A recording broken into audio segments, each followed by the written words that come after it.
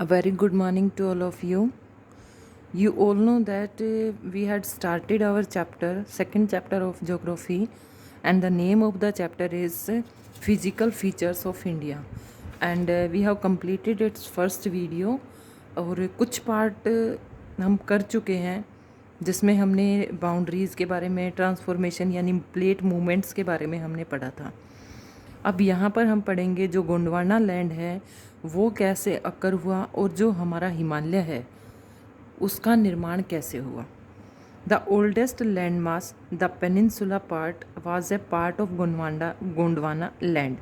ये गोंडवाना लैंड का एक पार्ट होता था। The Gondwana land included India, Australia, South Africa, South America and Antarctica as a single land mass. जो आज हम वर्ल्ड का मैप देखते हैं, सभी देश हमें अलग अलग दिखाई देते हैं, लेकिन कभी ये ऐसा होता था कि सभी देश एक दूसरे से कनेक्ट होते थे। इनके बीच में ये जो दूरी हमें ये ब्लू में पानी वगैरह दिखाई दे रहा है, ये इस तरह से नहीं होते थे। ये एक कलेक्टेड लैंड होता था, आपस में पूरी तरह से कनेक्ट होता था ये लैंड। लेकिन जैसे जैसे प्लेट मूवमेंट्स होती रही, ये लैंड एक दूसरे से दूर होती रही और कॉन्टिनेंट्स में डिवाइड होती रही। उन्हीं में से एक का जिक्र हम कर रहे हैं, गोंडवाना लैंड का।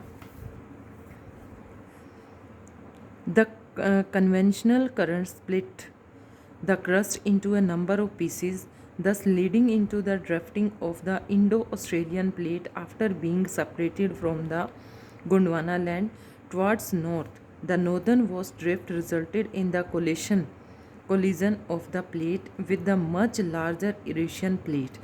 Due to this collision, the sedimentary rocks which were accumulated in the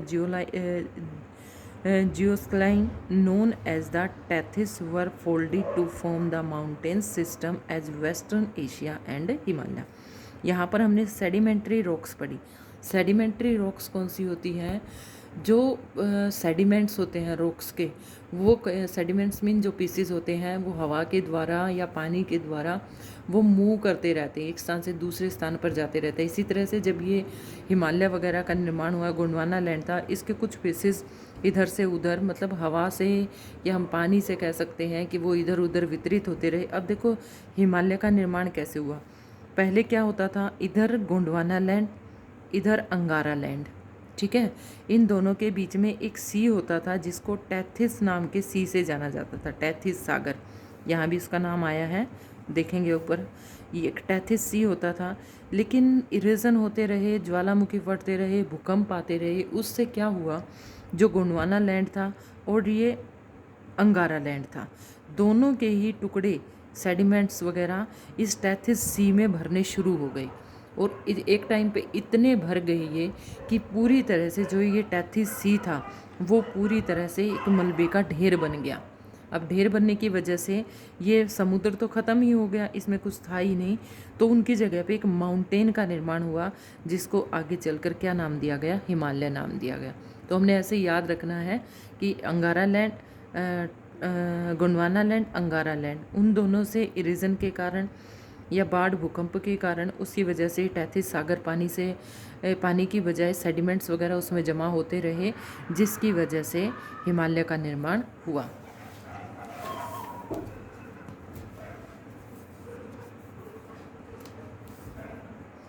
The Himalayas, a plate out of the Tethys Sea and subsidence of the northern flank of the peninsula plateau resulted in the formation of large basin.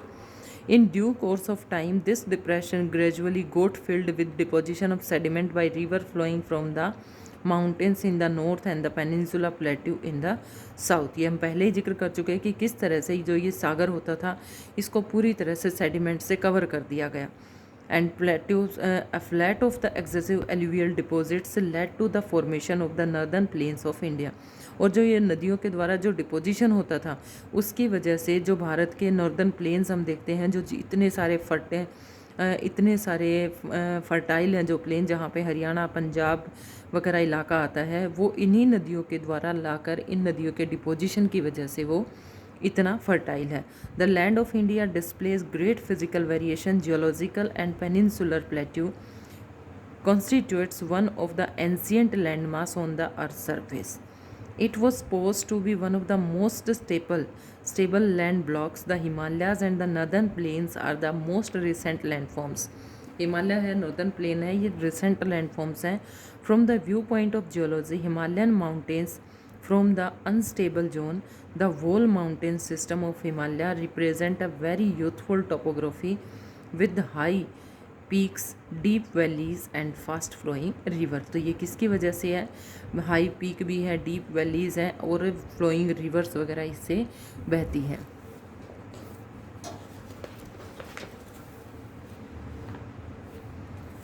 The northern plains are formed of alluvial deposit. जहाँ पर हमारे हरियाणा पंजाब है वो किसके deposit है? Alluvial soil के deposit है. और एल्यूवियल सॉइल कहाँ से आई?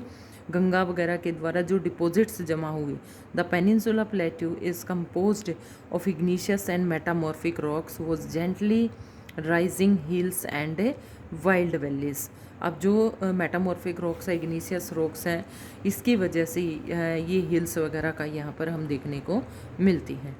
अब आता है main point of this chapter and this is the major physiographic divisions. यानी भारत का भौतिक स्वरूप कैसा है, किस तरह से इसका डिवीज़न किया गया है. The physical features of India can be grouped under the following physiographic divisions. First is the Himalaya mountain, the northern plains, the peninsula plateau, the Indian deserts and the coastal plains and the island. हम सभी को पता है ये पूरे के पूरे जितने 6 के 6 पॉइंट दिए गए हैं ये हम इंडिया के मैप में इजीली इनको देख सकते हैं.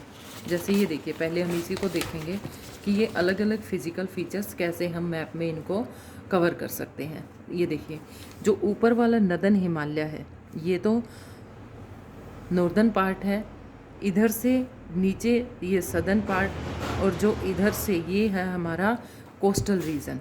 ठीक है, और उसके बाद इधर हमारे आइलैंड आ जाते हैं, लक्षद्वीप है और इधर अंडमान निकोबार आइलैंड है. तो इस तरह से, और ग्रेट इंडियन डेजर्ट है, प्लेट्यूज़ रीजन है जहाँ पे बहुत सारे मिनरल्स वगैरह मिलते हैं, ये प्लेट्यू रीजन आ जाता है. और इस तरह से पूरे भारत को अलग अलग फिज़िकल डिविजन्स में बांटा गया है. तो इसको हमने मैप में भी करना है, हमें इसको ध्यान रखना है.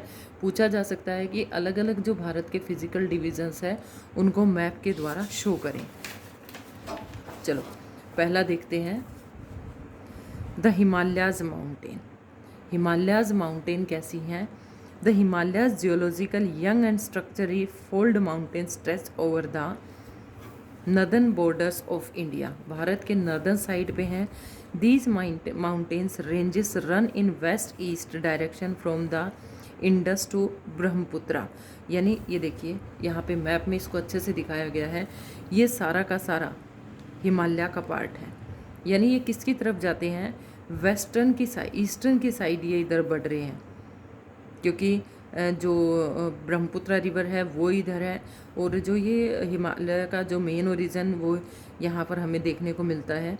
तो भारत में उसका कितना पार्ट है, कितने पार्ट्स में हिमालय को डिवाइड किया गया है, अपर पार्ट, मिडल पार्ट और लोअर पार्ट. इस तरह से हमारे देश में हिमालय का अलग अलग तरह से उसको डिवाइड किया गया है. The Himalayas represent the loftiest and one of the most rugged mountain barriers of the world. सबसे ऊंची और rugged barriers हैं. They form an arc which covers the distance about 2,400 km. Their width varies from 400 km in Kashmir to 150 km in Arunachal Pradesh. The altitude variation in the generate in the eastern half than those in the western half. The Himalayas consist of the 3 parallel ranges in its longitudinal extent. A number of valleys lie between these ranges. The northernmost range is known as the Great or Inner Himalayas or the Himadri. इसको underline करेंगे कि जो northern most range Bharat की है वो किस नाम से जानी जाती है? हिमाद्री के नाम से जानी जाती है. It is the most continuous range consisting of the loftiest peak with the average height of 6,000 meter and it contains all prominent Himalayas peak. बहुत सारी हिमालय की चोटियाँ हैं. भारत में सबसे ऊंची चोटी भारत में कौन सी है ये भी हमने देखनी है. संसार की सबसे ऊंची चोटी कौन सी है? वो भी आप अपने मैप में उसको फिल करेंगे। मैप को हम पहले ही डिस्कस हमने अभी अभी किया था। और देखो some highest peaks of the Himalayas, Himalaya की कुछ हाईएस्ट पीक कौन कौन सी हैं। माउंट एवरेस्ट हम सभी जानते हैं सबसे ऊंची चोटी है, नेपाल में है। कंचनजंगा इंडिया में है। मकालू नेपाल में है और धौलागिरी नेपाल में। इस तरह से आप इनको पढ़ेंगे। मोस्टली नेपाल और इंडिया में, क्योंकि जो हिमालय का विस्तार है वो नेपाल और इंडिया में ही है।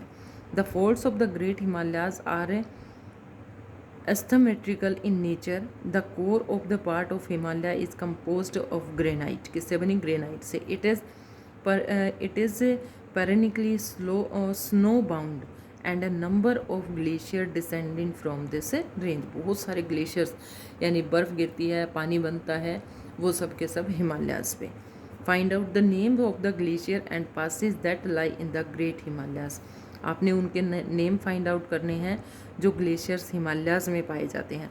The name of the states where the highest peak are located, और उस स्टेट का नाम भी आपने देखना है जो कि जहाँ पर सबसे बड़ी हाईएस्ट पीक है। तो इस वीडियो में बेटा इतना ही करेंगे। जो आगे का बचा है, the next part of this video chapter we will do in the next video.